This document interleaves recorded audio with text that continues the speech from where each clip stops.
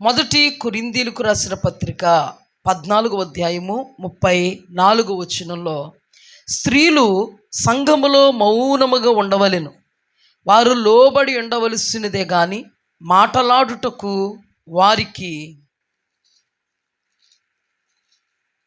సెలవు లేదు. ఎలాగూ ధర్మశాస్త్రమును చెప్పుచున్నది, వారు ఏమైనను నేర్చుకొనగోరిన ఎడల ఇంట తమ తమ భర్తలను అడుగవలెను. సంఘములో స్త్రీ మాటలాడుట అవమానము. ఆత్మవిషయంతో పౌలు గారు దేవుని ఆత్మ ప్రేరణ చేత లిఖితపూర్వకంగా దేవుని చేత వ్రాయించబడినటువంటి మాట, పౌలు గారు చెప్తున్న మాట.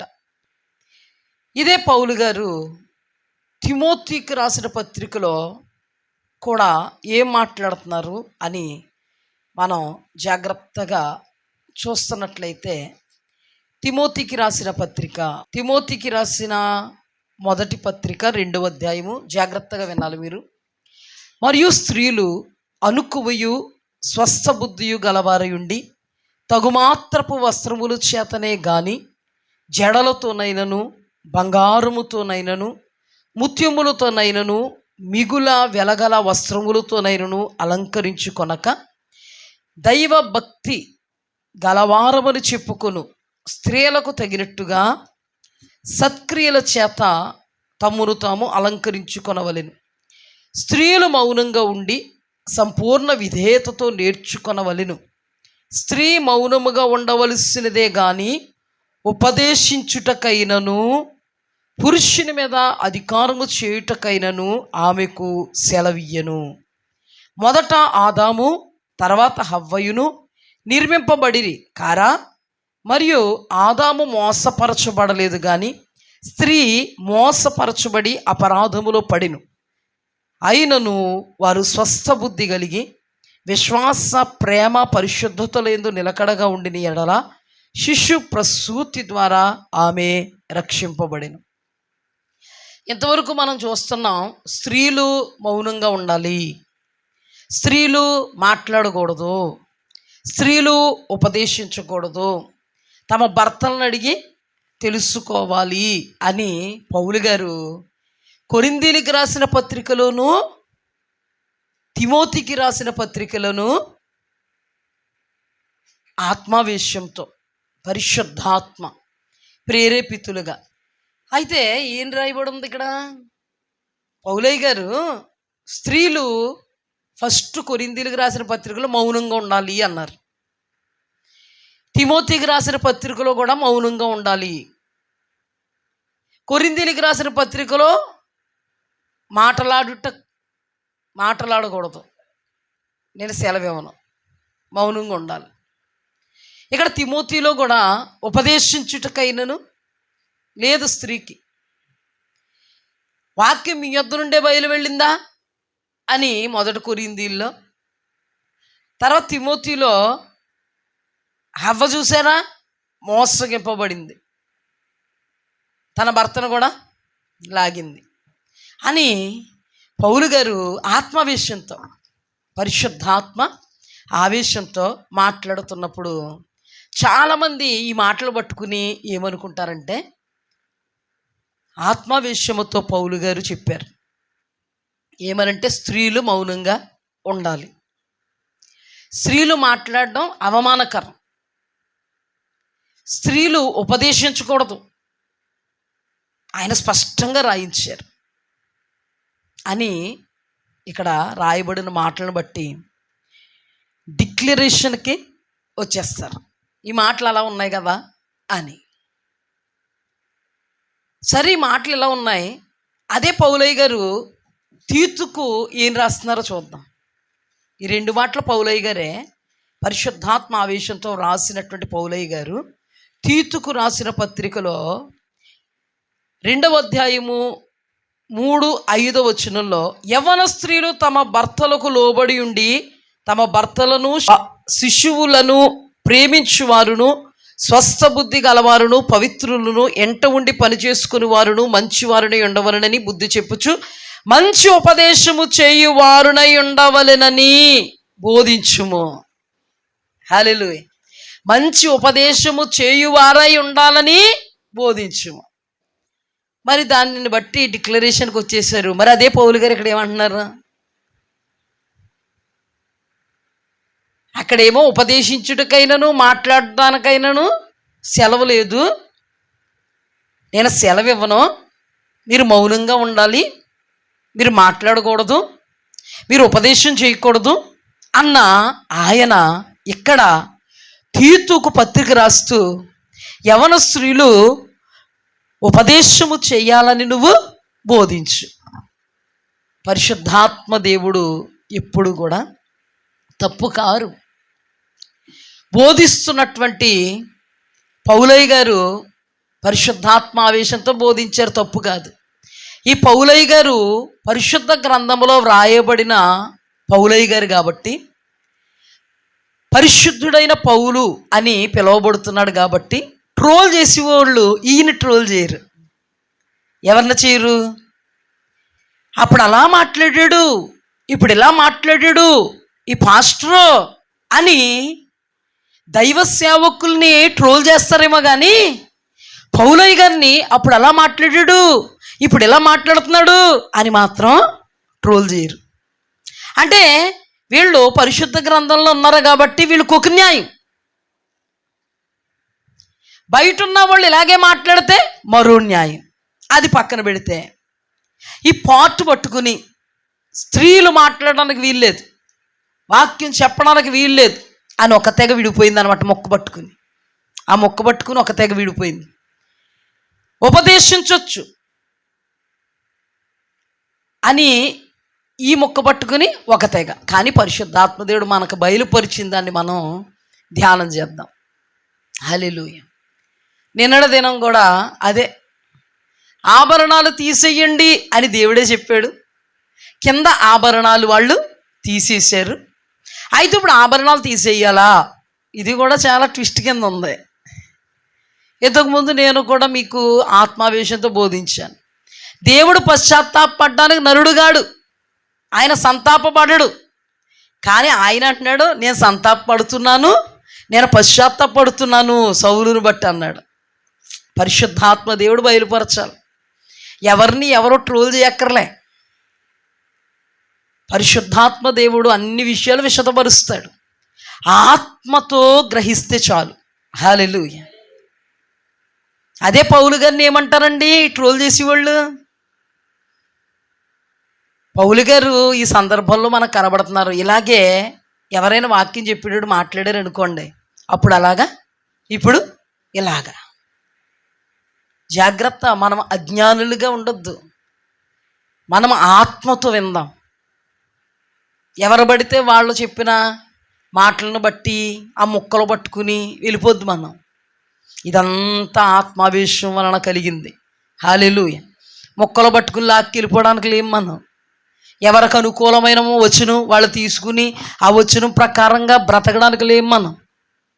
దీనిలో ఉన్నటువంటి పరమార్థాన్ని అంతరార్థాన్ని గ్రహించిన దానిని బట్టి మన జీవితాన్ని అన్వయించుకుంటూ దేవుని ఎదుట యథార్థంగా పయనించగలిగేట అనుభవంలో మనం ఉండగలగాలి. హల్లెలూయా. దేవాది దేవుడు మనకు సహాయం చేయునుగాక. ప్రకటించుటకు నాకు, వినుటకు నాకును మీకును హృదయాలు తెరుచునుగాక.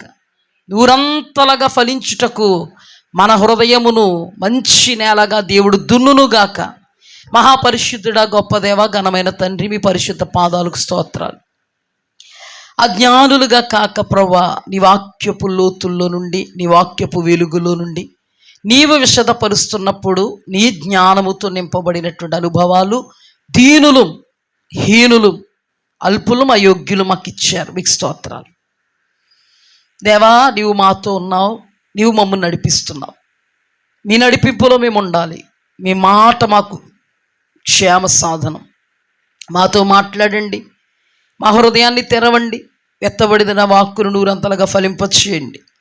నీ ఆత్మతో ప్రకటించడానికి, నీ ఆత్మ జ్ఞానముతో నింపబడి విశదపరచడానికి, అయ్యా నీ ఆత్మ కార్యము నా జీవితంలో జరిగించి నీవి లోకములు ఎలాగున అర్థమయ్యే రీతిలో ఉపమానాలతో బోధించావు, అలాగే ప్రభు అర్థం కాని వాళ్ళకి ఉపమానాలతో అర్థం చేసుకునే వాళ్లకు ప్రభు వాక్యముతో దేవా నీ బోధ అధికారపూర్వకమైన బోధ నా మీదకు పంపునైనా కృప చూపించు.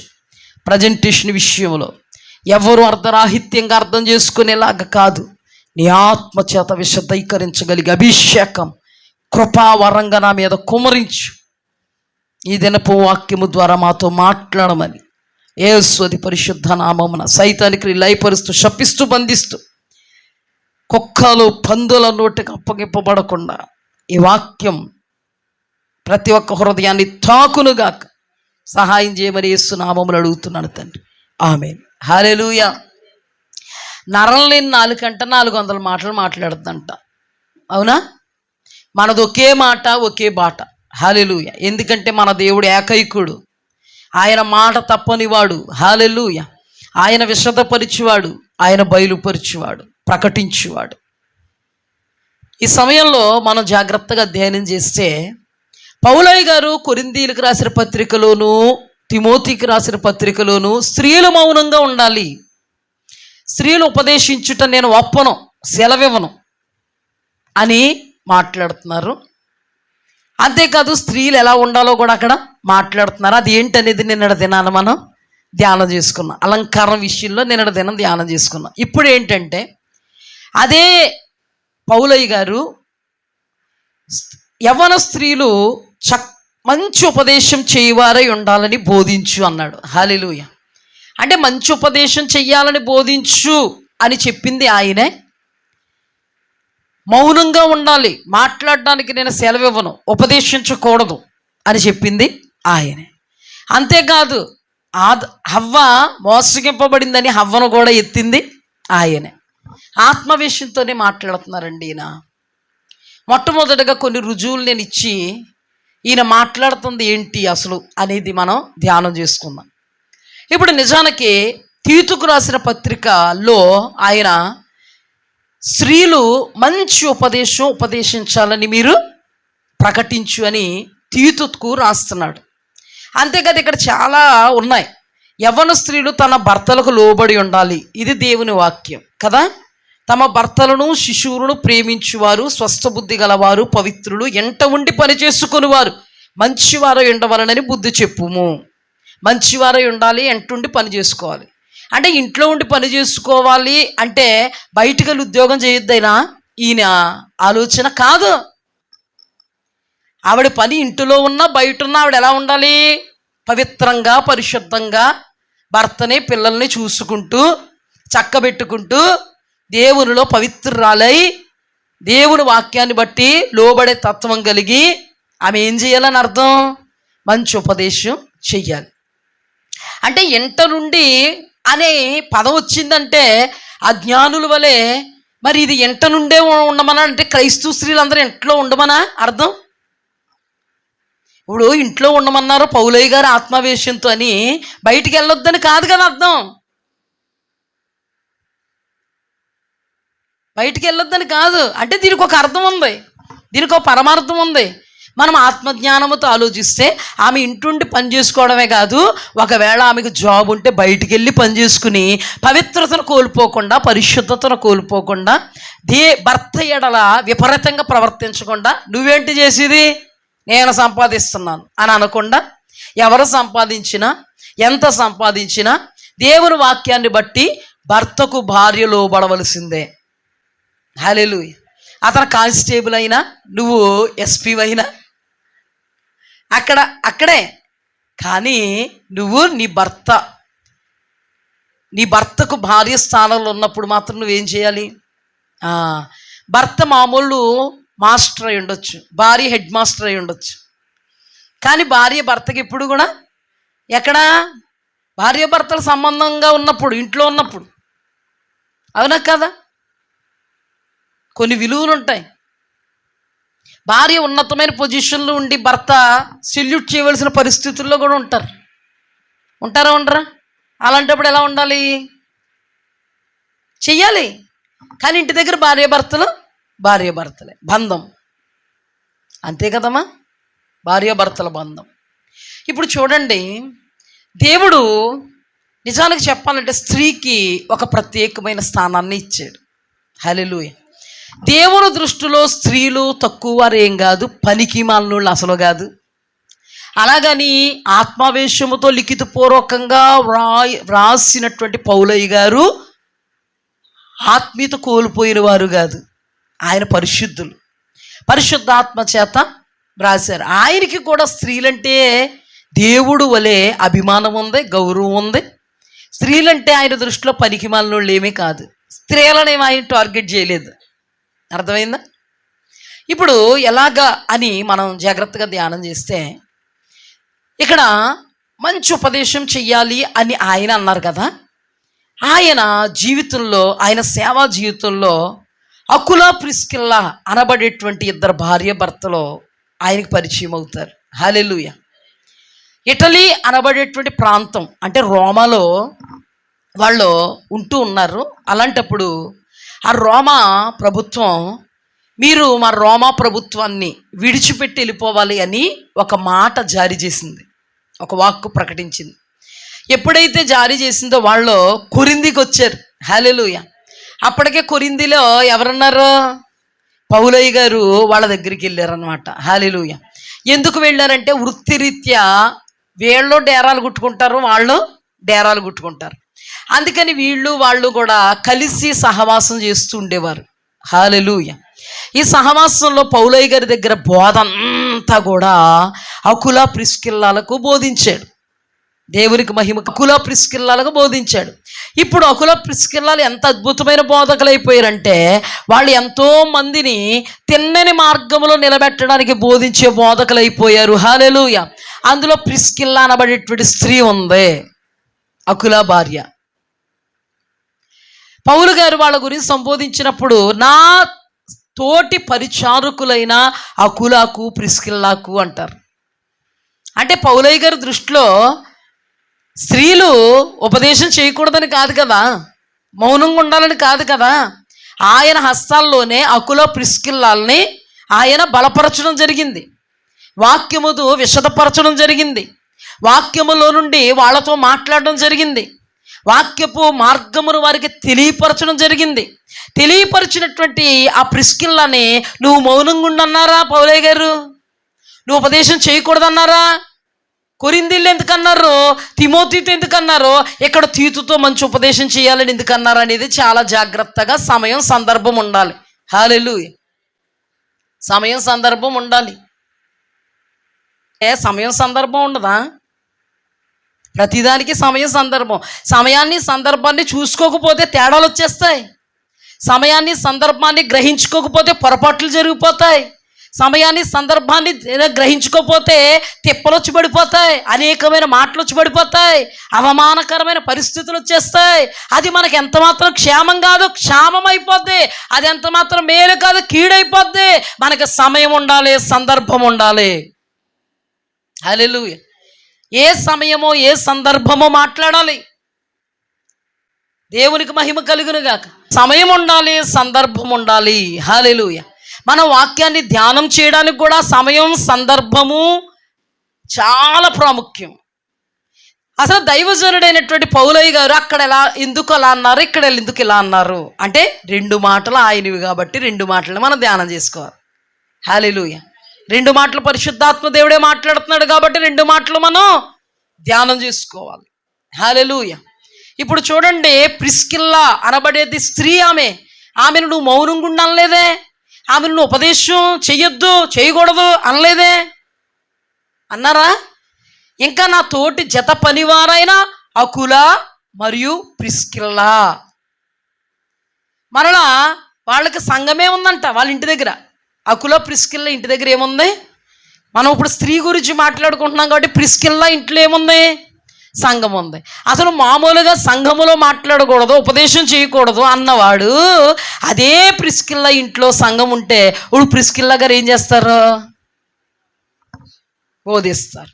పౌలు గారి దగ్గర ఏ వాక్యం అయితే ఆమె తెలుసుకున్నారో, ఒక సందర్భంలో దేవుడిని తెలుసుకున్నటువంటి వ్యక్తి, దేవుడిని ప్రకటిస్తున్నటువంటి వ్యక్తి, ధైర్యంగా ప్రకటిస్తున్నటువంటి వ్యక్తి, యేసుక్రీస్తు ప్రభువాన్ని బాప్తిస్మం ఇచ్చే యోహానుని అతను ఏమి ప్రకటిస్తున్నారో వాటన్నిటిని క్షుణ్ణంగా తెలుసుకుని వాటి గురించి ప్రకటిస్తుంటే, అలాంటి వ్యక్తి వీళ్ళ దగ్గరికి వచ్చి మాట్లాడుతుంటే వీళ్ళు తనకు తెలియని విషయాలు ఎన్నో తెలియపరిచారు. హల్లెలూయా. అందులో ఎవరున్నారు? ప్రిస్కిల్లా ఉన్నారు. మొదటి కొరింథీయులకు రాసిన పత్రికలో చూస్తాం, రోమీయులకు రాసిన పత్రికలో చూస్తాం. ఎవరి గురండి? అకుల గురుండి, ప్రిస్కిల్లా గురుండి. ఇప్పుడు చూడండి, పౌలు గారికి సమ్మతేనా ప్రిస్కిల్లా ఉపదేశం చేయడం? ప్రిస్కిల్లా ఎవరికో తిన్నని మార్గమును తెలియపరచడం, ఒక వ్యక్తికి వాక్యం అంతగా తెలియలేనప్పుడు ఇంకా విశదీకరించడం, వీటన్నిటినీ కూడా పౌలయ్య గారు సమర్థించలేరా? అలాంటి పౌలయ్య గారు మౌనంగా ఉండాలని ఎందుకన్నారు? అర్థం చేసుకోవాలి. మాట్లాడకూడదని ఎందుకన్నారు? అర్థం చేసుకోవాలి. భర్తలను అడిగి తెలుసుకోవాలని ఎందుకన్నారు? అర్థం చేసుకోవాలి. భర్తలకు విధేయులుగా ఉండాలని ఎందుకన్నారు? అర్థం చేసుకోవాలి. అర్థం చేసుకోవాలా? అర్థం చేసుకోకూడదా? డాక్టర్ గారు ఉన్నారండి, అందరూ ఒకే పేషెంట్లు వస్తారండి. ఒక పేషెంట్ జ్వరంతో వస్తాడు, ఒక పేషెంట్ దగ్గుతో వస్తాడు, ఒక పేషెంట్ మేజర్ ప్రాబ్లంతో వస్తాడు, ఒక పేషెంట్ మైనర్ ప్రాబ్లంతో వస్తారు. అందరికి ఒకే ట్రీట్మెంటా? చెప్పండి, అందరికి ఒకే ట్రీట్మెంటా? ఓ 10 మంది పేషెంట్లు ఉంటే 10 మందికి ఒకే ట్రీట్మెంట్ లిస్ట్ ఇచ్చేసి జిరాక్స్ తీసేసుకుని పోండి అంటాడు. జిరాక్స్ తీసేసుకుని పట్టుకెళ్ళిపోండి, మా వాళ్ళు మీకు మందులు ఇచ్చేస్తారు, వేసేసుకోండి అంటే చచ్చిపోరు. ఇక్కడ ఎందుకు దేవుడు మాట్లాడుతున్నాడు? ఎందుకు హవ్వను ఎత్తుతున్నాడు? హవ్వ ఏం చేసిందంట? మోసపోయింది. హవ్వ ఏం చేసింది? భర్తకు లోబడలేదు, భర్తను లోపరుచుకుంది. హవ్వ ఏం చేసింది? దేవునికి లోబడలేదు, దేవుని మాటకు లోబడలేదు, సైతాను గడికి లోబడింది. భార్యాభర్తలు ఏక శరీరం. అందుకని ఇప్పుడు భార్య మాట భర్త విన్నాడా? వింటే ఏమయ్యాడు? పాపైపోయాడు. భార్యాభర్తలు ఏక శరీరం అని దేవుడు అన్నాడు. ఏక శరీరమే కానీ భార్య నిన్ను దేవుని మార్గంలోంచి లాగితే, భర్త నిన్ను దేవుని మార్గంలోంచి లాగితే, పిల్లలు మిమ్మల్ని దేవుని మార్గంలోంచి లాగితే, లేకపోతే దేవుడు మీకు ఇచ్చిన ఆశీర్వాదమే దేవుడు యొద్ద నుండి మిమ్మల్ని లాగితే, దేవుడు మీకు ఇచ్చిన దీవెనే, దేవుడు మీకు ఇచ్చిన ఐశ్వర్యమే, దేవుడు మీకు ఇచ్చిన పలుకుబడే, దేవుడు మీకు ఇచ్చిన సిరి సంపదలే, దేవుడు మీకు ఇచ్చినటువంటి పేరు ప్రఖ్యాతలే, దేవుడు మీకు ఇచ్చినటువంటివి దీవెనలే, పొలాలే, స్థలాలే మిమ్మల్ని వెనక్కలాగితే వెళ్ళిపోమంటాడా? దేవుడిచ్చిందే అదే మిమ్మల్ని వెనక్కలాగితే వెళ్ళిపోమంటాడా? పాపిగా పరిగణిస్తాడు. ఇక్కడ హవ్వను ఎందుకు ఎత్తాడంటే, హవ్వలో గుడ్ క్వాలిటీ ఏది లేదు, బ్యాడ్ క్వాలిటీ తప్ప. హవ్వలో గుడ్ ఏముంది? అంతా బ్యాడ్డే. దేవుడితో సహవాసం చేస్తూ ఉన్నప్పుడు ఆ సర్పము మాట్లాడుతూ ఉన్నప్పుడు సర్పపు మాటల్లో పడిపోయింది. మీరు దేవతల్లాగా అయిపోతారంటే వినేసింది. ఇంకేం చేసింది? మీ కళ్ళు తెరవబడతాయంటే వినేసింది.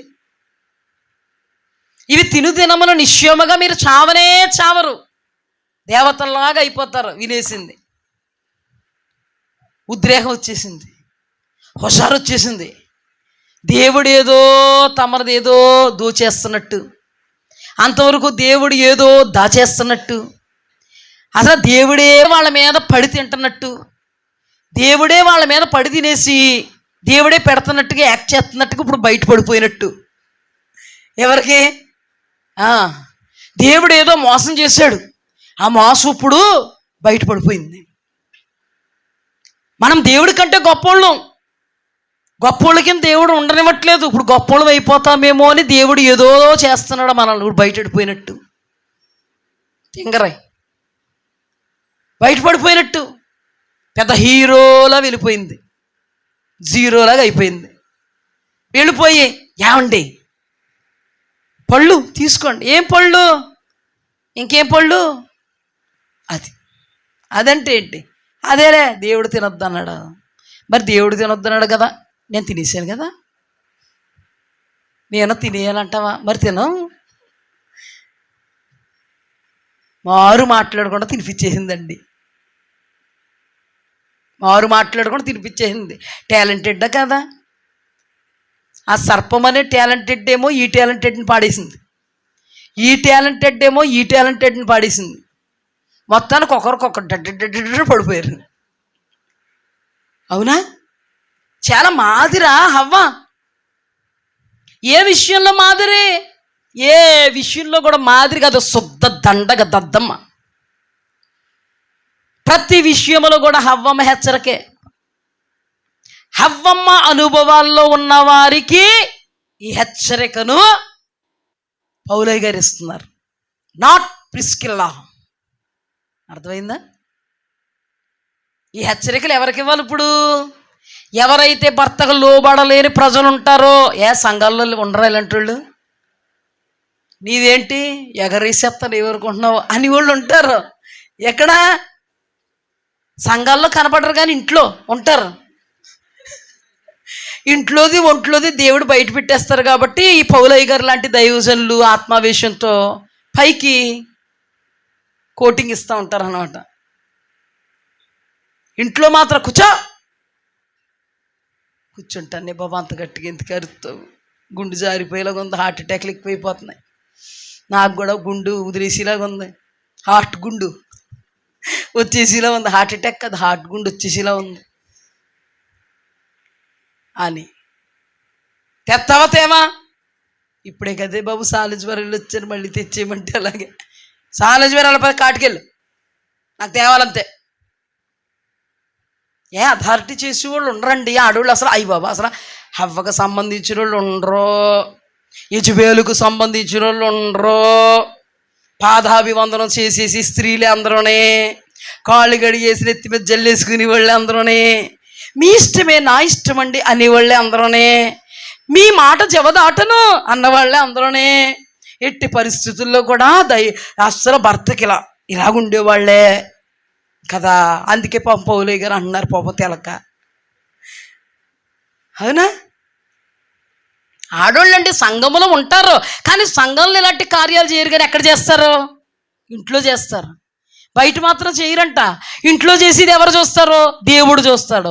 ఇంట్లో చేసి అయోగ్యంగా వచ్చేసి చేతులు వేసేస్తుంటే దేవుడు చూస్తాడు. ఇంట్లోకి వచ్చేసి పెద్ద స్వరం తీసుకుని పాటలు పాడేస్తుంటే దేవుడు చూస్తాడు. ఇంట్లో చేసేసి గంభీరంగా వాక్యం చదివేస్తుంటే దేవుడు చూస్తాడు. ఇంట్లోకి వచ్చేసి అంటే దేవుడు చూస్తాడు. చూస్తూ ఇప్పుడు నేను కత్తిరించడానికి దేవుడు ఏం చేస్తాడంటే పౌలయ్య గారు లాంటి వాళ్ళ ద్వారా మాట్లాడతాడు.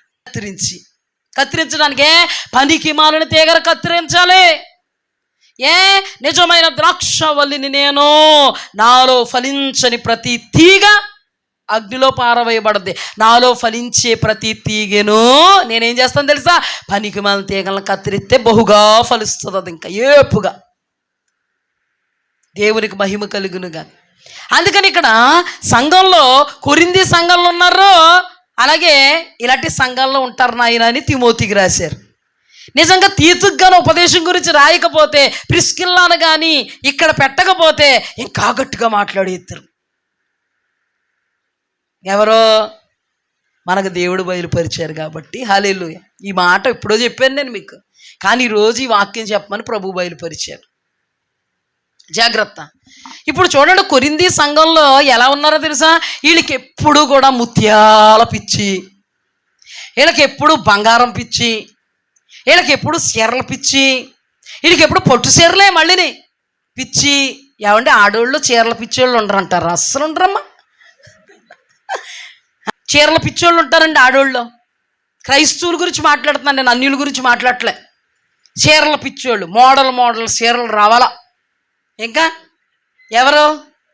ముత్యాలు రత్నాలు బంగారం పిచ్చోళ్ళకి తిరుగుతూనే ఉంటారు. బంగారం షాపులే బంగారం రేటు తగ్గింది, బంగారం రేటు తగ్గిందంటే చాలు పరిగెట్టేత్తమే. అంటే ఇక్కడ పౌలయ్య గారు ఏమంటున్నారంటే పత్రికలో, మీరు జడలతోనైనను లేకపోతే విలువ కలిగినటువంటి వస్త్రాలతోనైనాను వాటితోనైనా వీటితోనైనా ఉండొద్దని చెప్పడానికి కారణం ఏంటి అంటే ఆ సంఘములు అలాంటి వాళ్ళు ఉన్నారు. ఉండలేని వాళ్ళకి దేవునికి స్తోత్రం కలుగునుగా కానీ చేతులు ఎత్తారు. అప్పుడు మరి మీరు ఎత్తారులే తెలుసులేదు నాకు. అప్పుడు చేతులు ఎత్తారు, వాళ్ళకి గుచ్చుకోలేదు ఏమీని. అమ్మయ్యా నేను ఆ పరిస్థితిలో లేనందుకు స్తోత్రం అని పౌలయ్య గారి వాక్యం చెప్తుంటే దేవునికి స్తోత్రం కలుగునుగా అన్నారు.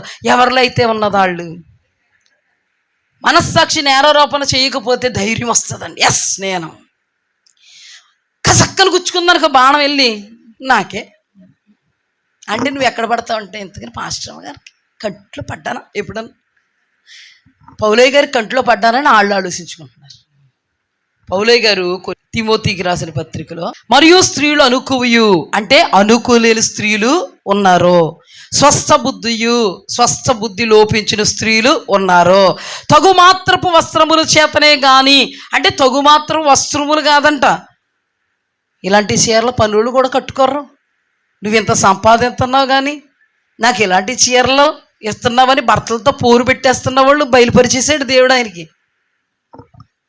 కొంతమంది అంటారు నా ముఖం చూసేటప్పటికి నీకు ఏడుపు చేస్తూ ఉంటుంది, నువ్వు మాత్రం బాగా కొనేసుకుంటావు అన్నీ. నా ముఖం చూసేటప్పటికే చెత్త చీరలు అన్నీ కొంటూ ఉంటావు. 500కి ఏమొస్తుంది చీర? 5,000 ఇవ్వాలి. కానీ అంటే ఎంతోమంది ఈ రోజున తమ పరిస్థితిని చూసుకోకుండా, స్థితిగతులు చూసుకోకుండా, తమ స్తోమతలు చూసుకోకుండా, తమకు వచ్చేటువంటి రాబడులు చూసుకోకుండా అందని దాని కొరకు అరుడు చేస్తూ భర్తలను ఆరు పోసుకుంటున్నటువంటి భార్యలు ఉన్నారంట క్రైస్తవుల్లో. మీరు కాదమ్మా, కాదని చెప్పండి మరి. హల్లెలూయా. ఉన్నారు మరి అక్కడ. మరి ఉంటే మరి దైవజనుడు మూసుకుంటాడు ఆ నోరు బాగా తెరుచుకుని మాట్లాడ్డా. అక్కడ ఉన్నారు కొరింథీల్లో. అసలు మామూలు వాళ్ళు ఉన్నారంటే కొరింథీల్లో ముసిగేత్తమే రాదు కొరింథీలకి. అందుకే ముసుగు గురించి ఒక లెక్చరు అక్కడ. ఎవరికి? కొరింథీలకి. అంతే. అంటే వాళ్ళు అలా ఉన్నారు కాబట్టి అలా ఉన్నారు మీరని మాట్లాడుతున్నారు. ఇప్పుడు చూడండి, మన డాక్టర్ గారి దగ్గరికి వెళ్ళామనుకోండి, స్కాన్ చేసుకునే వాళ్ళు ఎవరున్నారో అంటది. స్కాన్ చేసి ఆమె డాక్టర్ అమ్మ గారి దగ్గర తీసుకెళ్ళడానికి ఎవరు స్కాన్లో ఉన్నవాళ్ళు ఎవరో ఇక్కడ కూర్చోండి, మిగతా వాళ్ళు పేషెంట్లు. వాళ్ళ వేరు వీళ్ళు వేరు. వాళ్ళ మామూలుగా అనారోగ్యంతో వచ్చిన వాళ్ళు, వీళ్ళు స్కాన్ చేయించుకోవడానికి వచ్చిన వాళ్ళు. ఇప్పుడు డాక్టర్ గారికి సంబంధించిన వాళ్ళు పేషెంట్లని స్కాన్ రూమ్లో తీసుకుపోతారా? స్కాన్ చేయించుకున్న వాళ్ళని స్కాన్ రూమ్లో తీసుకెళ్తారు. అంత సిస్టమేటిక్గా జరుగుతుందా లేదా?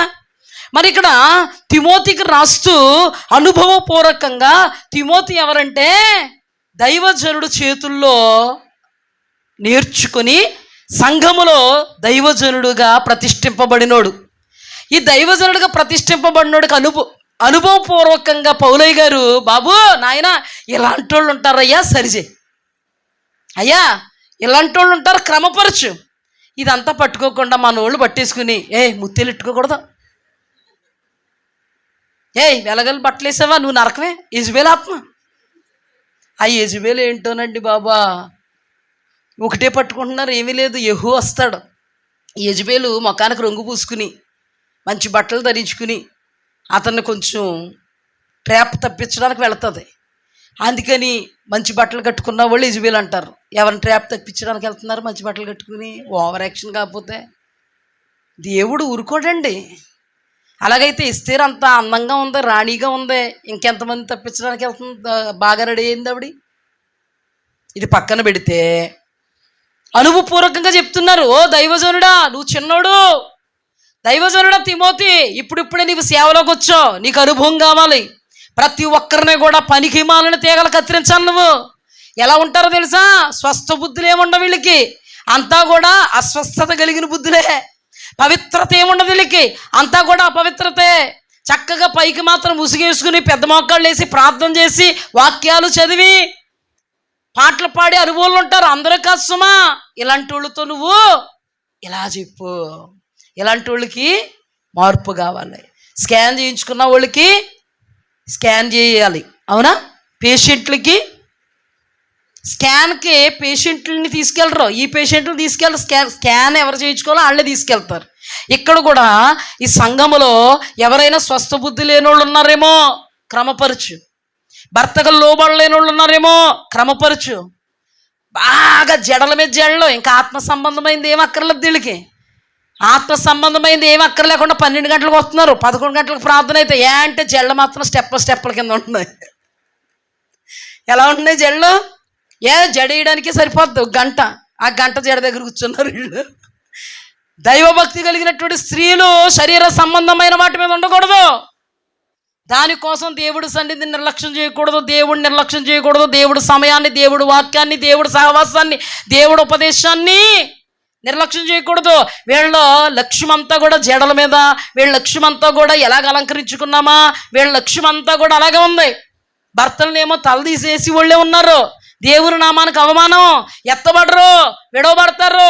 తిమోతి గట్టిగా చెప్పు, ఖండించయ్యా, గద్దించి బుద్ధి చెప్పు. ఒక్కొక్కడికి ఆడోళ్ళకైతే ఇలా బుద్ధి చెప్పు, మగోళ్ళకైతే అలా బుద్ధి చెప్పు. దురద చెవులు కలిగిన వాళ్ళే ఉన్నారు. ఎవరైతే మనకు అనుకూలంగా వాక్యం చెప్తారో, ఎవరు పొగుడుతారో, ఎవరు వందనాలు అంటారో, ఎవరు మంచిదని అమ్మ అంటారో, ఎవరు నిన్ను దేవుడు ఆశీర్వదిస్తాడని చెప్తాడో అలాంటి వాళ్ళు పోగేసుకుంటారు. తిమోతి జాగ్రత్త.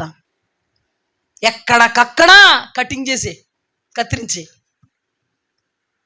శుభ్రంగా దేవునులు ఏపుగా పెరగడానికి సమయం మనకు, ఆ సమయం మనకు కష్టపడు, బోధించు. జనాలు ఎలా ఉన్నారు? ఇలాగున్నారు. ఇలాగా దేవుడి దగ్గరికి వస్తున్నారు, మందిరంలోకి వస్తున్నారు, భర్తకు లోబడరు. ఇలాంటి వాళ్ళు ఉన్నారయ్యా. చక్కగా దేవుడి పాటలు పాడుతున్నారు ఇక్కడుండి, అక్కడ మాత్రం బూతులు పంచాంగం ఉన్నారు చాలామంది. అక్కడ మాత్రం బూతులు పంచాంగం, ఇక్కడ మాత్రం హల్లెలూయా, స్తుతి, స్తోత్రం, మహిమ. అంటే కొంతమంది ఉన్నారమ్మా. అక్కడ మాత్రం ఇది ఇద్దరు అటు ఇటు ఇలాంటి వాళ్ళు ఉన్నారు. తిమోతి, ఏం చేస్తావు నువ్వు? జడలతోనైనా, బంగారముతోనైనా, ముత్యములతోనైనా, మిగులు వెలగల వస్త్రాలతో అలంకరించుకొనక దైవ భక్తి గలవారమని చెప్పుకొని స్త్రీలకు తగినట్టుగా సత్క్రియలతో తమ్మును తాము అలంకరించుకోవలెను. హల్లెలూయా. అంటే వాళ్ళ జీవితాల్లో దుష్క్రియలు ఉన్నాయి, వాటిని కట్టింగ్ చేయి. సత్క్రియల కొరకు వాక్యము చేత వాళ్ళని ఏం చేయి? ఉదక స్నానము చేయించు, గద్దించు, ఖండించు, బుద్ధి చెప్పు. ఎక్కడికక్కడ వారిని మలుచు, ఎక్కడికక్కడ వాళ్ళ వాక్యంతో చెక్కు. ఎక్కడికక్కడ నీవు దేవుని ఎదుట యథార్థంగా ఉంటే, దేవుని ఎదుట కనిపెడితే నీ మాట చాలా ప్రభావంగా ఉంటుంది. నీ మాట ప్రభావంతో దూసుకు వెళ్ళిపోద్ది.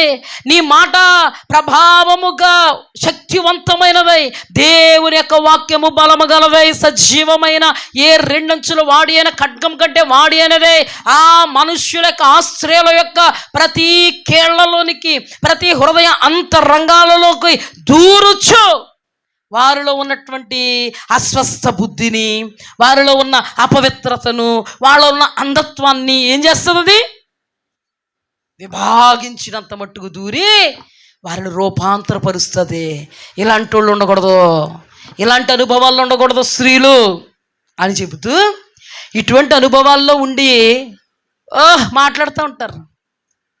మాట్లాడరా? ఏమంటే ఒక విషయం చెప్పనా? ఓ మామ తెలుసు నాకు, భక్తి ఉండదు, ఏముండదు. పాస్టర్ గారిని మాట్లాడేస్తూ ఉంటుంది ఇక్కడ ఉండి. పాస్టర్ పాటిత్తు ఎత్తు ఏంటి, కూర్చోవడమే తిన్నంగా కూర్చోతాం మందిరంలో. ఈవిడ మాట్లాడుతూ ఉంటుంది, పిల్ల పాట పాడు. ఇలాంటి వాళ్ళని ఏమంటాం మనం? నోరు ముయి మంచోళ్ళని అంటామండి. మిమ్మల్ని అంటామా? నోరు ముయి అంటామా? ఎవరికి ట్రీట్మెంట్ కావాలో వాళ్ళే డాక్టర్ దగ్గరికి వెళ్ళాలి, అవునా? ఎవరికి ఇటువంటి ట్రీట్మెంట్ ఇవ్వాలో అలాంటి వాళ్ళకి మాట దూసుకుపోద్ది. హల్లెలూయా. అందరికీ రుద్దకూడదు. అర్థమైందా? అణుకోగలిగిన వాళ్ళకి నువ్వు అణుకోగలేవు అన్న మాట ఏమి వెళ్ళదు. అప్పుడే అవుతుంది. స్వస్థ బుద్ధి కలిగిన వాళ్ళు, పరిశుద్ధులు, పవిత్రత కలిగిన వాళ్ళు, నువ్వు స్వస్థ బుద్ధి కలిగి ఉండడం నేర్చుకో అంటే మీకేమవుతా? ఆల్రెడీ స్వస్థ బుద్ధిలో ఉన్న దేవుడికి స్తోత్రం కలిగాక. అంతేగాని స్వస్థ బుద్ధి లేకుండా, అణుకు లేకుండా, భర్త అంటే లక్ష్యం లేకుండా, దేవుని వాక్యానికి విరోధంగా ఉండి సంఘంలో మాట్లాడుతూ ఊరుకుంటాడా? దేవుడు ఊరుకుంటాడా? దైవజనుడు ఊరుకుంటాడా? ఎల్లెల్లవమ్మ చెప్పొచ్చో తిన్నంగా కూర్చోవడం నేర్చుకో నువ్వు ముందు. సరిగ్గా కూర్చోవడం నేర్చుకో, మాట్లాడక ఇంకా నోరు మోయ్. కొన్ని సంఘాల్లో అలాగ ఉండదండి. అమ్మగారండి ఏ పాట ఎత్తుకోమంటారండి? నేను అడుగుతాను, ఆవిడ మీ అమ్మగారా?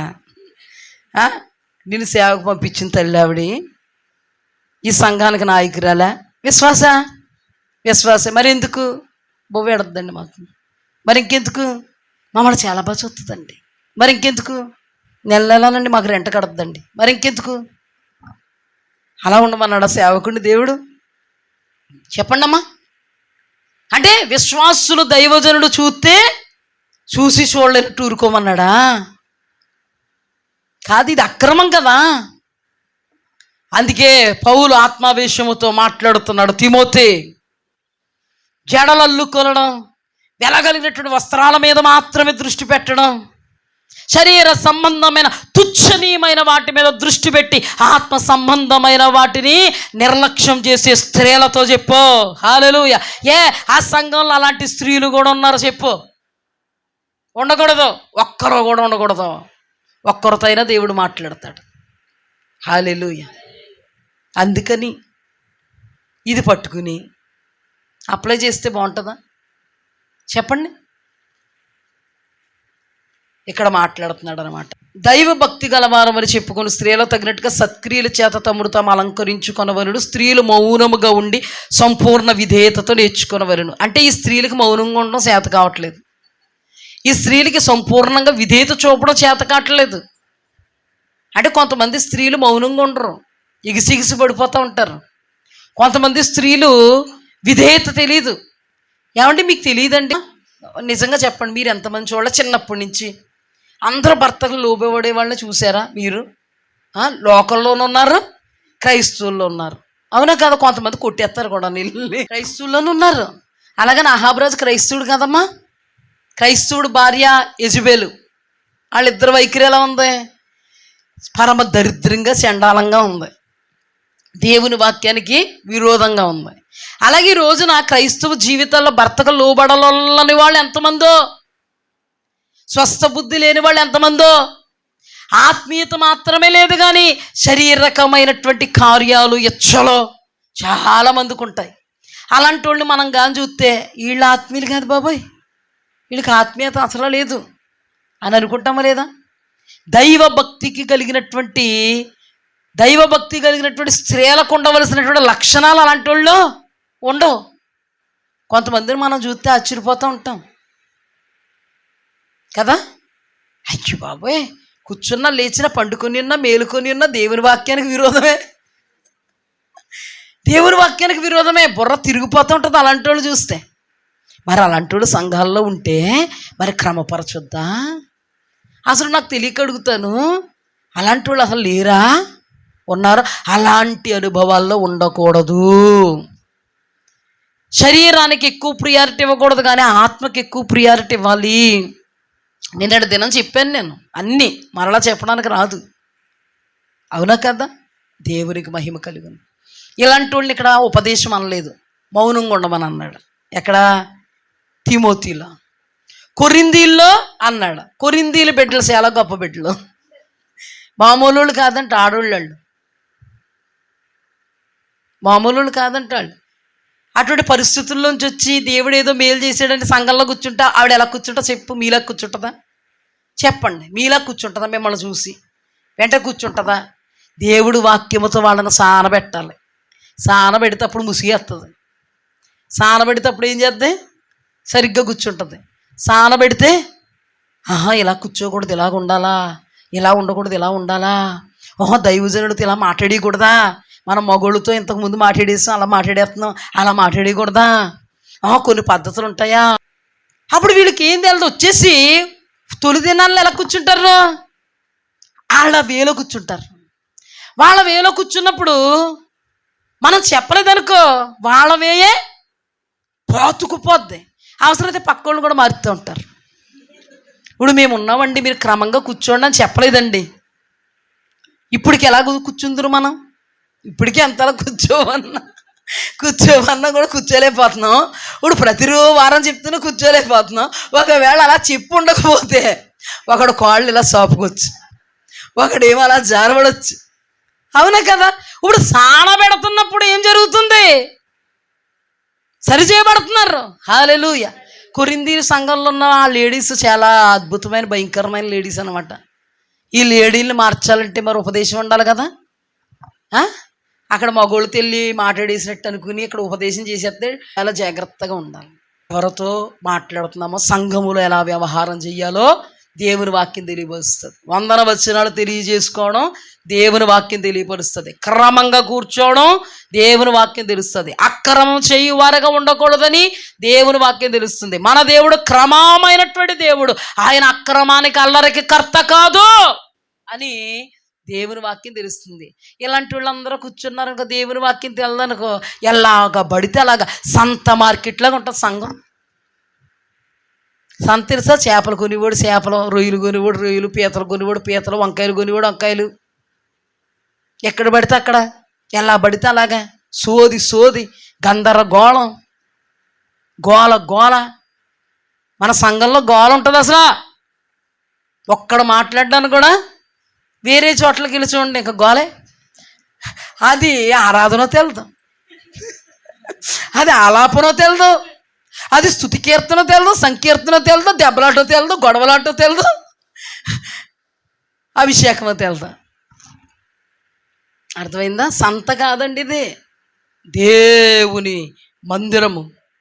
ఎవరైతే ఇద్దరు ముగ్గురు కూడా ఆయన నామాన్ని కూడుకుంటారో అక్కడ క్రమం ఉండాలి, అక్రమం ఉండకూడదు. మరి ఇలాంటి వెళ్ళి మరి దైవజనుడు బోధించకూడదా? మరి అలాగని పౌలయ్య గారు కొరింథీలకు బోధించకూడదా? అలాంటి వాళ్ళు ఉన్నప్పుడు వాళ్ళకి అప్లై చేయకూడదు అది. అందుకు తిమోతికి రాస్తున్నాడు. ఇక్కడేమో అసలు మౌనం, మాట్లాడుకో.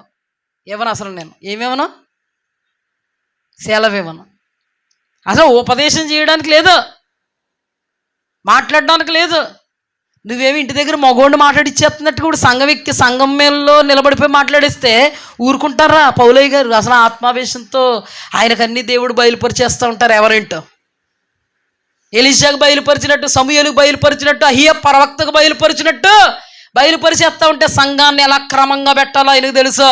ఈ సంఘము అల్లాటప్ప కాదు, ఇది దేవుని వధువు సంఘముగా సిద్ధపరచాల్సినటువంటి సంఘము, దేవుని సరసన కన్యకగా నిలబెట్టాల్సినటువంటి సంఘము, ముడతైనను కళంకమైనటువంటిది మరి ఏదైనా లేక మహిమ కలిగిన అనుభవాల్లో నిలబెట్టగలిగినటువంటి సంఘము.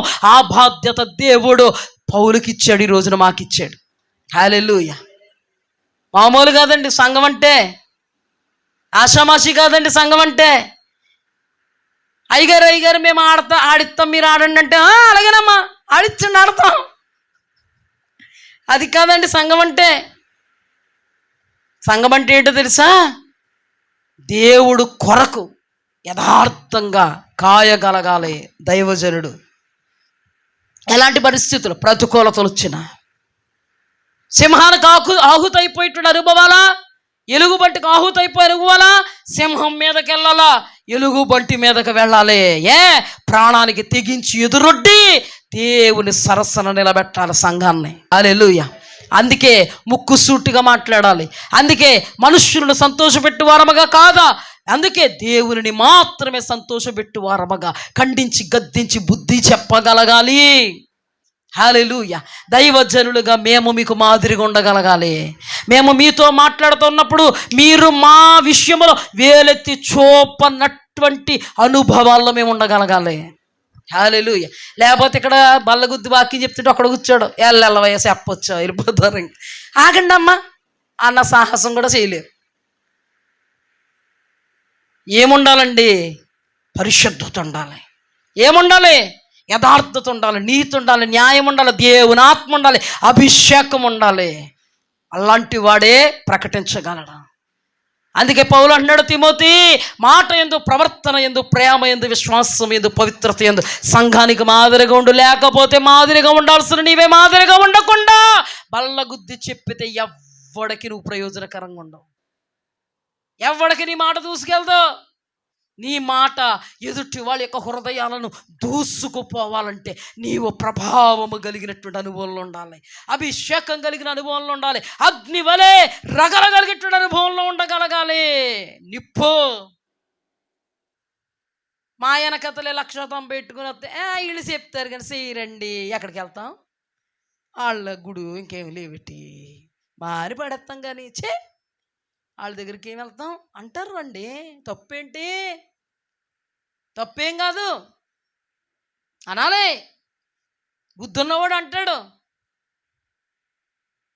బుద్ధి లేనివాడు మాత్రం కళ్ళు మూసుకుని వచ్చేస్తాడు ఇలాంటి వాళ్ళ దగ్గరికి, వాళ్ళ బలహీనతలను నటించుకోవడానికి, ఇంకా అసలు లెక్కకుండా పడిపోవడానికి, తిరిగి పడిపోవడానికి. ఒక్క కోణంలోంచి నడిపిస్తున్నారు దేవుడు. ఆయన నడిపిస్తున్నది, ఆయన మాట్లాడుతుంది అంతా వాస్తవమే, కల్పితం కాదు, కథ కాదు, కళ్ళ కాదు. హల్లెలూయా. అందుకే ఎవరు పడితే వాళ్ళు ఉపదేశం చేసేస్తే ఊరుకుంటారా?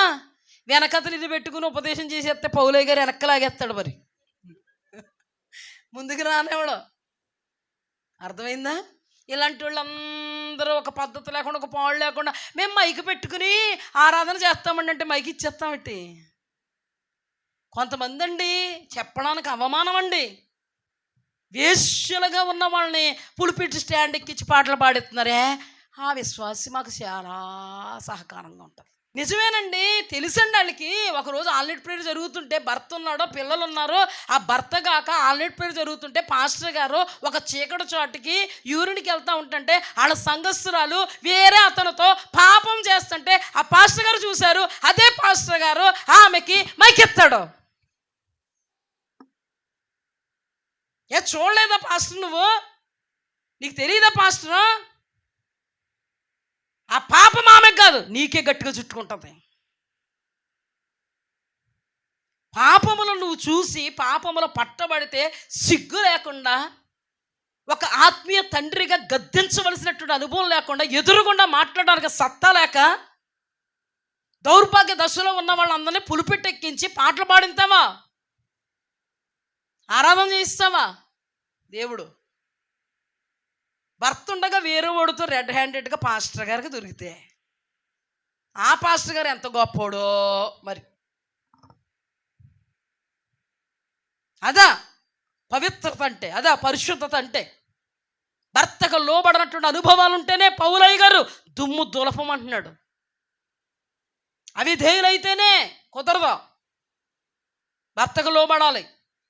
భర్త ఎలాంటి వాడైనా, ఎలాంటి వాడైనా వాక్యం చెప్తుంది. అది ప్రతికూలత అయితే నీకు త్యాగం అవుతుంది. అది త్యాగముతో నువ్వు దేవుడు పని చేస్తున్నావు, త్యాగముతో దేవుని మాటకు లోబడుతున్నావు. హల్లెలూయా. ఇటువంటి దౌర్భాగ్య దశలో ఉన్నవాళ్ళు మాట్లాడడానికి, ఇటువంటి దౌర్భాగ్య దశలో ఉన్నవాళ్ళు ఆరాధన చేయడానికి, ఇటువంటి దౌర్భాగ్య దశలో ఉన్నవాళ్ళు ఉపదేశించడానికి వాళ్ళలో దేవునాత్మ ఉంటుంది, దెయ్యమాత్మ ఉంటుందా? అది పౌలయ్య గారు చెప్తా. అలాంటి వాళ్ళు ఎక్కిస్తావా? అలాంటి వాళ్ళతో ఉపదేశం పొందుకుంటావా? ఆ బలహీనతలను అంటుకోవడానికి క్రియలను బట్టే వారిలో దేవుని ఆత్మ ఉందో దెయ్యమాత్మ ఉందో తెలుస్తుందండి. దెయ్యపాత్మతో ఉన్న వాళ్ళందరినీ కూడా సంఘములో మెయిన్ రోలు పోషించే పరిస్థితిలో పెడుతున్నావంటే దాని అర్థం ఏంటో తెలుసా? నువ్వు అర్థం లేకుండా ఉన్నావు కాబట్టి. నీకు దేవుని వాక్యం అంటే ఏంటో తెలియక దేవుని శాపాన్ని కొని తెచ్చుకొని దౌర్భాగ్య దశకు దేవుడు నిన్ను నమ్మి సంఘాన్ని చేతులకు అప్పగిస్తుంటే ఆ సంఘస్థులు దౌర్భాగ్య దశలో ఉన్న పట్టించుకోకుండా దౌర్భాగ్యంగా వాళ్ళు ముందు పెడుతున్నామంటే సిగ్గులేదు?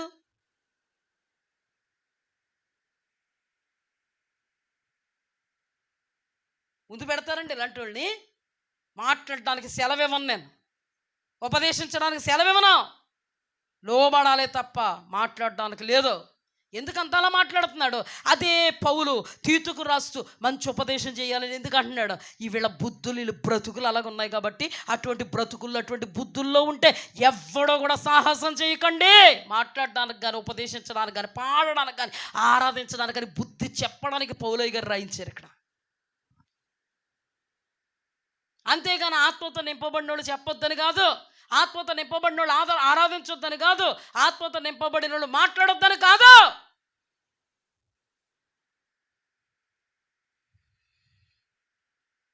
సంఘానికి ఒక క్రమం ఉంటుందండి. సంఘం పరిశుద్ధుడైనటువంటి దేవుని ఎదుట పరిశుద్ధంగా ఉండాలి. ఏ లోపమన్నా లోపిస్తే దైవజనుడు అనబడినటువంటి వాడు ఆత్మావేశముతో దేవుని వాక్యముతో బుద్ధి చెప్పగలగాలి. అవసరమైతే ఎదురుగుండా కూడా మాట్లాడగలగాలి, ఎదురుగుండా మాట్లాడగలగాలి, లేకపోతే పాపం చుట్టుకుంటుంది. అలాంటి వాళ్ళ నిమిత్తం మాట్లాడేటక్కడ అలాంటి దౌర్భాగ్య దశలో ఉన్నటువంటి స్త్రీలు ఉన్నారు కాబట్టి అటువంటి స్త్రీలు ఏ విషయంలో కూడా సంఘములో మౌనంగా ఉండడం తప్ప వాక్యం బోధించడానికి అర్హత లేదు, యోగ్యత లేదు. ప్రతి అయోగ్యమైనటువంటి వాడు దేవుని నామాన్ని పట్టడానికి కానీ దేవుడు సన్నిధిలో నిలబడి ప్రకటించడానికి కానీ సెలవివ్వను. అలాంటి వాళ్ళ గురించి మాట్లాడుతున్నాడు. అలాంటి వాళ్ళ గురించి ఆ మహానుభావుడు పరిశుద్ధాత్మ ఆవేశంతో మాట్లాడిన మహా తండ్రి కాబట్టే తీతుకు మంచి ఉపదేశం చేయి. స్త్రీలు మంచి ఉపదేశం చేసేలాగా మనిషా. పౌలయ్య గారు ప్రిస్కిల్లా మంచి ఉపదేశం చేసేలాగా తయారు చేయలేదా? పౌలయ్య గారికి ఆడవాళ్ళు అంటే కుళ్ళ, కోపమా, చూడలేనితనమా? ఆయన మగోడు కాబట్టి ఆడదాన్ని తొక్కేస్తాడా? నో నో, అర్థం చేసుకోవాలండి పౌలు గారిని. ఈ బోధలు పట్టుకుని పూలు పిట్టి స్టాండ్ ఎక్కించమండి మేము మిమ్మల్ని, ఎక్కడ ఎడతావు? కిందే పాడండి. ఎక్కడ చెప్పాలి? ఇక్కడే. అంట్లు ముట్లు ఉన్నాయా నీకు? ఏం లేదండి, పౌలయ్య గారు చెప్పారు. పౌలయ్య గారు చెప్పింది నీకు అర్థం అవ్వలేదు.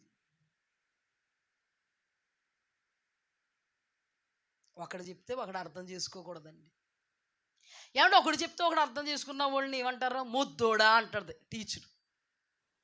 ఒకడు చెప్తే ఒకడు అర్థం చేసుకుంటే భర్త ఏమంటాడు? బాగానే తెంగరమ్మా. భర్త ఏదో అర్థం చేసుకుంటే మీకు ఎన్నిసార్లు చెప్పనండి బాబోయ్ అంటది భార్య. తేడా కొంచెం.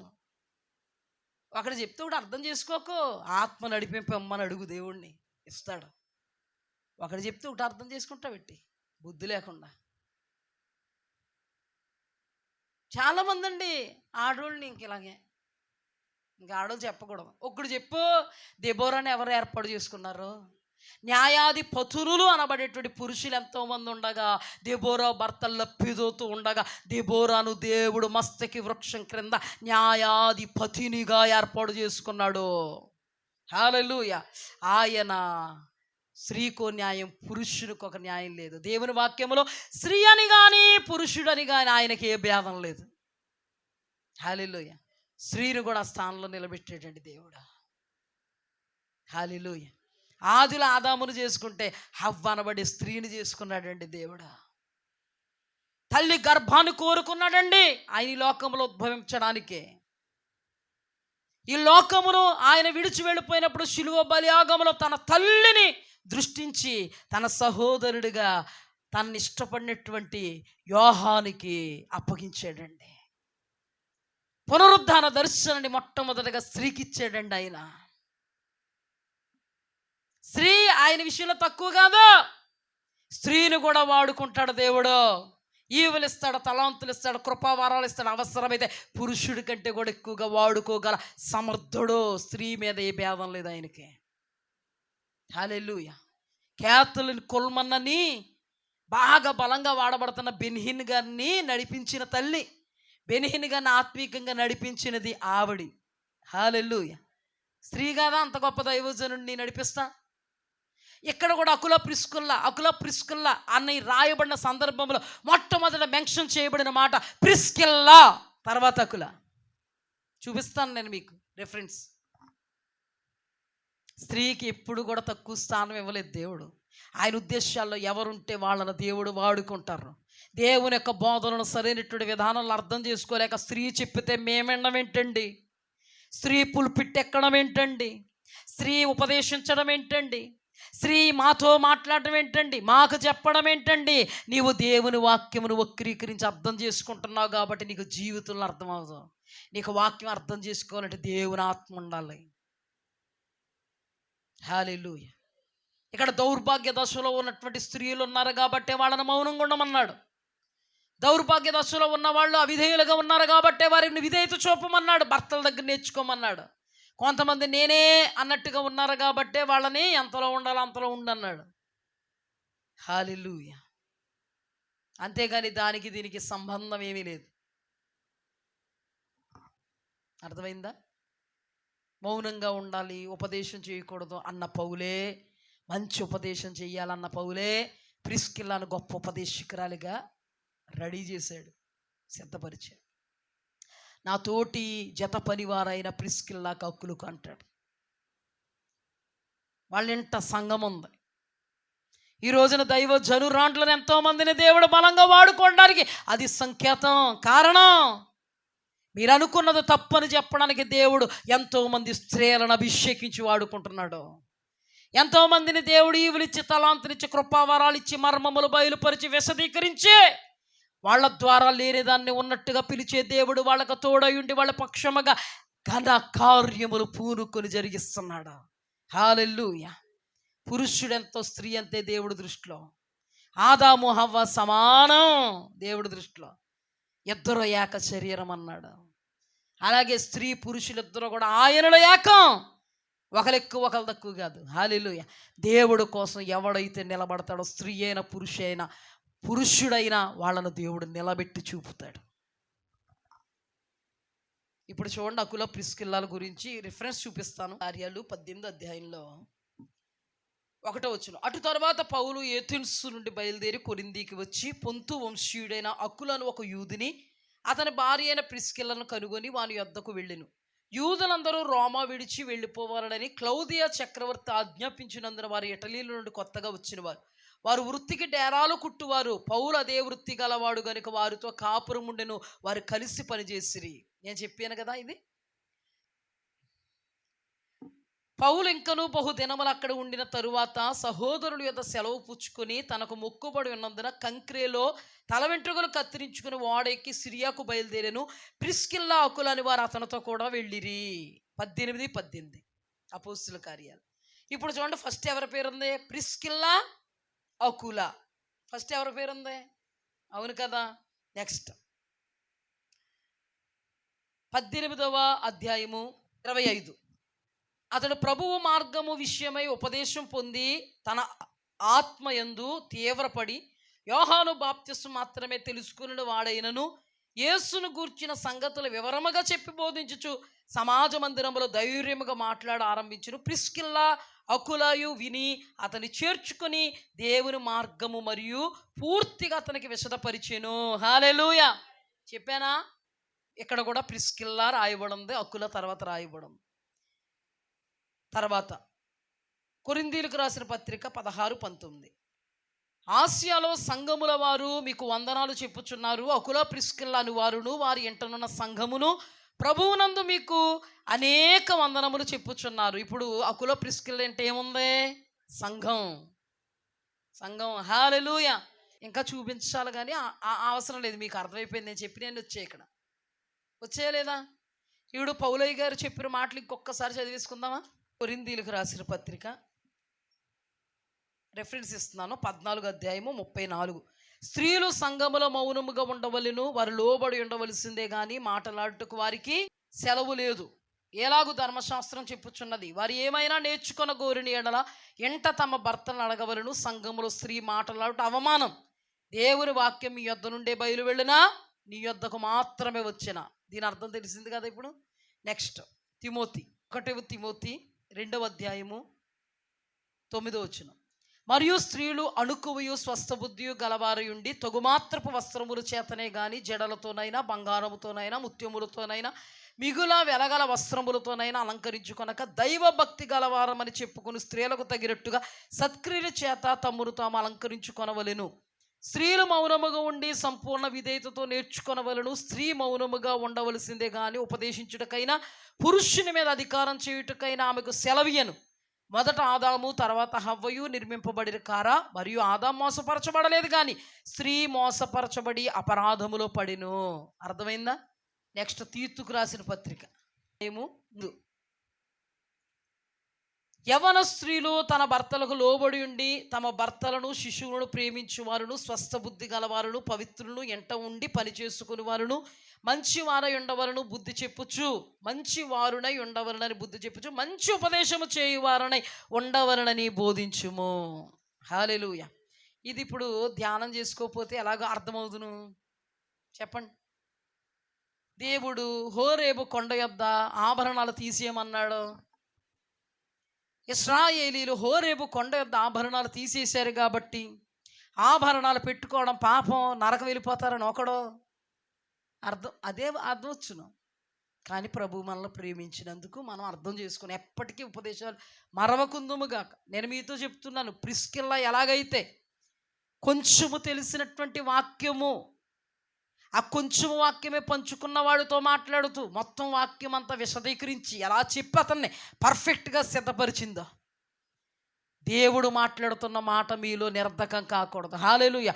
మీరు మంచి ఉపదేశము చేయగలగాలి. హల్లెలూయా. పిల్లలక, భర్తక, ఇరుగు పొరుగుక, లేకపోతే మందిరంలో ఉన్న స్నేహితులకి ఎవరికైనా పర్లే, చేయగలగాలి మంచి ఉపదేశం. పౌలయ్య గారు అన్నారు మంచి ఉపదేశం చేయాలి. ప్రిస్కిల్లా మంచి ఉపదేశం చేసింది ఒక పురుషునికి. దేవునికి మహిమ కలుగును కానీ. ఇప్పుడు చూడండి, ఇప్పుడు అర్థమయ్యింది కాబట్టి మనం అటు ఇటు ఓగం. మనము సుబుద్ధి కలిగినటువంటి అనుభవాల్లో ఉండగలగాలి. దైవభక్తికి తగినటువంటి వారముగా మనం అనిపించుకోగలగాలి. మనం పేర్లు పెట్టించుకునేలాగా ఉండకూడదు. అవునా? ఒక క్రమాన్ని మనం వీడకూడదు. మన హృదయం ప్యూర్గా ఉండాలి. ఎవరి ముందో భక్తి కనిపరుచుకోవాలని కాదు, మన దేవుని ఎదుట మన భయభక్తిని చూపగలగాలి. ఎవరో గురించి ఆలోచించొద్దు, మన కొరకు మనం నమ్రతగా ఉందాం, యథార్థతతో పరిశుద్ధతతో ఉందాం, సద్భక్తితో ఉందాం, సత్క్రియలు ఓపికతో చేద్దాం. మన ముఖములలో దేవుని యొక్క తేజస్సు తాండవించగలగాలి. మన ముఖములలో కరుణ తాండవించగలగాలి. కర్కశం కాదు, మూర్ఖత్వం కాదు, నిర్మలత్వం కనబడాలండి ఎవరిలో? మన ముఖాల్లో. చాలామంది దేవుడి సన్నిధిలో ఉంటూ ఉన్నప్పుడు వాళ్ళకి తెలియకుండానే దేవుడు ఆ నిర్మలత్వాన్ని, ఆ తేజస్సును, ఆ ఆధ్యాత్మికమైనటువంటి చిరునవ్వును దేవుడిస్తూ ఉంటాడు. మీరు చూసారు ఎవరైనా కొంతమంది ఆత్మీయుల్ని చూసినప్పుడు, వాళ్ళని అలా చూసినప్పుడు వేరే ఆలోచనలు ఏం రావు, ప్రశాంతత కలుగుతుంది. ఏం కలుగుద్ది? ప్రశాంతత కలుగుద్ది. గలిబిలు రేగదు. మనల్ని చూస్తున్నప్పుడు ఎవరికైనా ప్రశాంతత కలగాలి. అప్పుడు వరకు కూడా కయ్యానికి కాలు వేసి మన ముఖం ఎలా చూడగానే ప్రశాంతత అయిపోవాలి వాళ్ళకి. మనలో ఉన్నటువంటి ప్రశాంతత, దేవుని తేజస్సు వాళ్ళని ఆవరించగలగాలి. హల్లెలూయా. అదండి నిజమైనటువంటి భక్తి. అది ఆటోమేటిక్గా తెలిసిపోద్ది. మిమ్మల్ని ఎవరైనా అన్నారు అలాగా? నేను అంటాను, హల్లెలూయా. క్రూరంగా మన వాళ్ళు ఎవ్వరు ఉండరు. దేవుడు కృపండి. ఎందుకంటే మీరు వాక్యంతో ఏం చేస్తున్నారు? కటింగ్స్ అన్నీ కూడా కట్ చేసుకుంటున్నారు. యూట్యూబ్లో కటింగ్ నేను కట్ చేస్తాను కదా, అలాగా కట్ చేసుకోవడానికి ఏది మీకు ఆస్కారంగా ఉంది? దేవుని వాక్యం. నిర్మలంగా ఉంటారండి. ఎవరిని చూసినా నిర్మలత్వం ఉట్టుపడుద్ది. హల్లెలూయా. ఏ ముఖం చూసినా కూడా దెయ్యాల ముఖాలు ఏం కనపడవు నాకు. ప్రశాంతత కనపడుద్ది, జాలి కలుగుతుంది. నా బిడ్డలు కదా అన్న ఒక ఫీల్ కలుగుతుంది లోపల.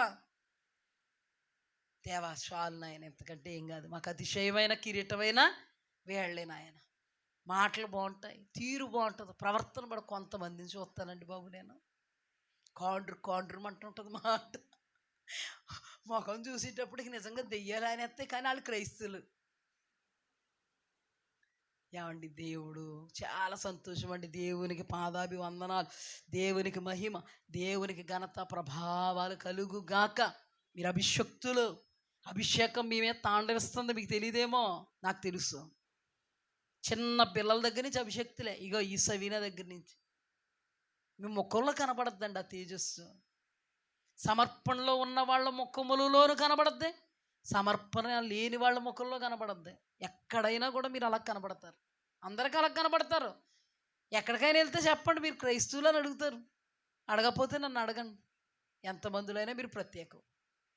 హల్లెలూయా. ఇది ఎవరిచ్చారు మనకి? దేవుడు సన్నిధి ఇచ్చింది, దేవుని ప్రసన్నత ఇచ్చింది, దేవుని తేజోమహిమ ఇచ్చింది. కొనుక్కుంటూ వస్తుందా? మనల్ని చూసి ఎవరైనా మేము ఎలాగ ఉండాలంటే అవదు. జరగని పని అది, జరగని పని. దేవుడు మనల్ని ఆత్మ సంబంధంగా ఐశ్వర్యవంతులుగా చేశాడు. హల్లెలూయా. శ్రీమంతులుగా చేశాడు, ధనవంతులుగా చేశాడు. మన బిడ్డలకు ఆ కృప ఇచ్చాడు. చాలండి, చాలండి. ఎంతకంటే ఏది మనకు అక్కర్లేదు. మనల్ని స్వస్థపరుస్తున్నాడు, మన అవసరాలు తీరుస్తున్నాడు. ఇశ్రాయేలీయుల సనిగేలా మనం లేం. ఇచ్చిన దాన్ని బట్టి స్తుతిస్తూ, లేని దాన్ని బట్టి కూడా స్తుతించే అనుభవంలో ఉన్నాం. ఎవ్వరు సనిగేలాగా లాక్కుని ఇలా పీక్కుని ఇలా ఈయన అన్నారు కదా, సో ఇలాగ ఉండండి అలాగ, ఆ లక్షణాలు మనకు లేవమ్మా. దేవుని స్తోత్రం. ఆ లక్షణాల్లో మనం లేవు. నేను చెప్తున్నాను, మీ సేవకురాలిగా నేను చెప్తున్నా, మీ ఆత్మీయ తల్లిగా నేను సాక్ష్యం ఇస్తున్నా. ఎక్కడున్న మీలో ఎవ్వరిలో అటువంటి దౌర్భాగ్య దశలు లేవు. హల్లెలూయా. ఒకప్పుడు ఉన్నాయి, లేవని కాదు, ఒకప్పుడు ఉన్నాయి. ఇప్పుడు ఏమైనాయి? కటింగ్. ఇప్పుడు దేవుడు మాటకు లోబడాలి అనే తత్వం. ఏది ఏమైపోయినా పర్లేదు, దేవా నువ్వు చూస్తున్నావు. కన్నీటి పర్యాంతమైపోయే పరిస్థితులు భర్తల వలన కలిగినా, ప్రభువా నేను నిన్ను బట్టి అడుచుకుంటున్నాను నాయన. ఆ ధైర్యం, ఆ నిగ్రహం, ఆ నిరీక్షణ, ఆ ఆత్మ బలం నీకు ఎక్కడి నుంచి వచ్చింది? దేవుని సన్నిధి నుండి, దేవుని ప్రసన్నత నుండి. నీకే తెలియకుండా దేవుడు నిన్ను అలంకరిస్తున్నాడు. నీకే తెలియకుండా దృశ్య లోకంలో డిక్లేర్ అయిపోయింది. అభిషేకం మీ మీద ఏలుబడి చేస్తుంది. హల్లెలూయా. మీరు ప్రార్థనాత్మతో ఉంటున్నారు. ఎవరో ప్రార్థన లేకుండా ఉండట్లేదు. మీ ప్రార్థన ధూపం అధికమైంది, మీ ఆరాధన ధూపం అధికమైంది, మీ స్తుతుల శక్తి భీకరంగా మారింది. లేని దాన్ని బట్టి కూడా స్తుతించే అనుభవంలోకి మీరు వెళ్ళారు. ఎక్కువగా దేవుని కార్యాల కొరకు ఆలోచిస్తున్నారు. ఇది సత్యం. పరలోకములో మీ ఫలం అధికమవుతుంది. మీరు త్యాగపూరితంగా దేవుడు కొరకు నిలబడుతున్నారు. రహస్యమందు చూచుచున్న దేవుడు మిమ్మల్ని తొంగు చూస్తున్నప్పుడు ఏ తప్పిదాలు కూడా కనబడలేనంతగా మలచబడడానికి మీరు ప్రయాసపడుతున్నారు. హల్లెలూయా. మీరు శక్తిని వెచ్చిస్తున్నారు దేవుడి కోసం. ఈ పిల్లలు ఉన్నారంటే తమ శక్తి అంతా దారపోసేస్తున్నారండి. దైవజనుల కోసం, సంఘం కోసం, సేవ కోసం, పరిచర్య కోసం. నిజంగా వీళ్ళు కుటుంబం దీవెన పొందింది, ఆశీర్వాదమును పొందింది. మన సంఘములో ఎవరిదిరా ఎక్కువ పరిచర్య అంటే వాళ్ళది ఎక్కువ పరిచర్య, వాళ్ళ కుటుంబంది ఎక్కువ పరిచర్య. ఎవరైనా కళ్ళు మూసుకుని చెప్తారు వాళ్ళ గురించి. ధారపోసేస్తున్నారు. మీకు కనబడేది కొంత, కనబడనిది ఎంతో. వాళ్ళ విషయంలో హృదయం ఎప్పుడు కూడా బాధపడతా ఉంటుంది దేవుడి దగ్గర. ప్రభు మాకు ఎంత జాలేస్తుంది వాళ్ళ పరిచర్య చూస్తుంటే. అయ్యా ఇంకెంత జాలేస్తుంది. ఈ ఇద్దరు బిడ్డలో కూడా ఎప్పుడు నువ్వు తిరగనటువంటి విశ్వాసం అండి, త్యాగం అండి. ఎప్పుడు అస్సలు పాస్టర్ గారు నన్ను ప్రేరేపిస్తుంది. హృదయం ఇదైపోద్ది వాళ్ళని చూస్తుంటే. అయ్యో ఎంత త్యాగమా, ఎంత ఇదా. దేవుడికి ఇంకెంతలా ఉంటుందండి. మన వాళ్ళందరూ కూడా ఆత్మ సంబంధంగా ఎదుగుతున్నారు, ఫలిస్తున్నారు. మీ ఫలాలు నిలిచిండును గాక. ఆమేన్.